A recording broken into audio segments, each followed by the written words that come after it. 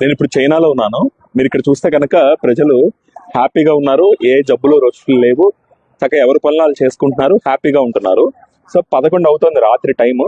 చూడండి, ఎవరో కనీసం మాస్క్ కూడా పెట్టుకోవాల్సిన అవసరం లేదు ఇక్కడ. ఇదంతా కూడా మన మీడియాలో చూస్తున్న వార్తలన్నీ ఏంటంటే నాకు చాలా ఆశ్చర్యంగా అనిపిస్తుంది. సో పక్క దేశంలో ఏదో అయిపోతుందని ఒక వార్త సృష్టించుకుని దాంట్లో టైం పాస్ చేసే మనం మన దేశంలో ఏం జరుగుతుందా అని కనీసమైన ఆలోచన చేయలేకపోతుంది మన సమాజం. అది చాలా బాధాకరమైన విషయం.